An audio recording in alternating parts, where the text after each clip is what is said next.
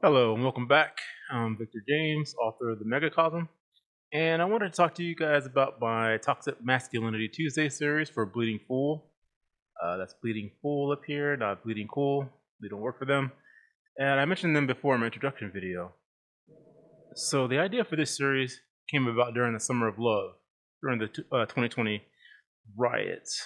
I'm sure anybody alive remember those? And what followed the riots was some of the dumbest philosophies from race drifters who wanted to make money by pushing racial division that I've ever heard before. One of the worst of these grifters was Ibram X.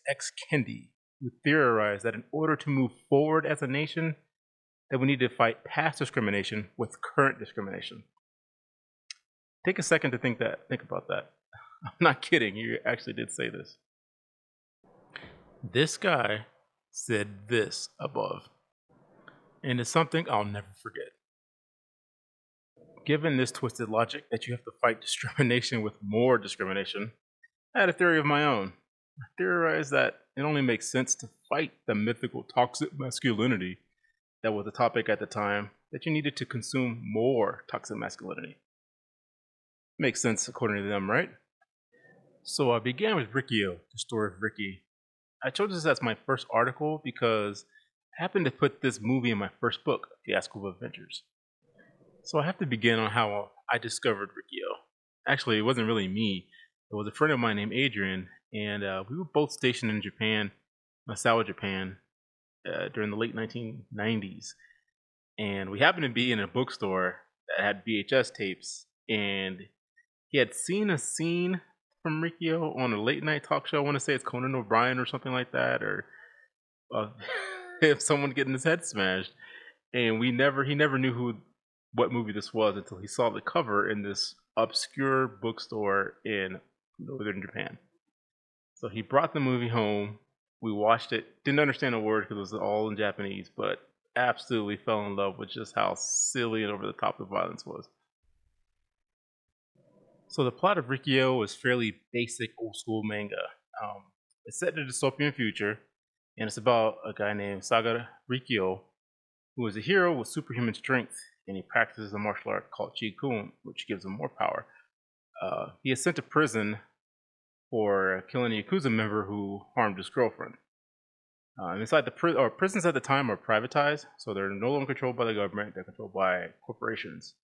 And Riki-Oh faces a broken system. There's corrupt guards, powerful enforcers, a sadistic assistant warden, and the warden himself. The film does a great job of adapting the story. Ricky is immediately thrust into the role of protector, as the assistant warden brutalizes the inmates with this gang of four. This gang controls the four wings of the prison, and they're also skilled martial artists as well. What makes Ricky so-called toxic is that he instantly cares for the inmates. They're drawn to his power as their only hope to fight against his corruption, and Ricky constantly comes to their aid, putting his life on the line time and again. He even shows mercy for his enemies during this film. This is after incurring massive wounds during their battles. He's really a true hero. As we know in our current culture, caring for others and putting your life in danger for them, especially your supposed enemies, that is extremely toxic. So I thought this would be a great starting point to start my series. As you can see from my clips, Riki-Oh is extremely violent. So much that I feel comfortable showing you these clips, knowing that there's a lot more violence to come throughout this film. Its use of practical effects actually makes Riki-Oh laughable, but also a cult classic. So I would give this movie a try.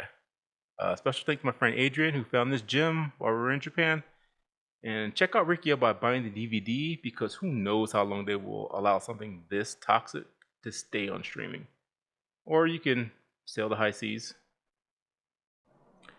Check out my articles on my website, themegacosm.com.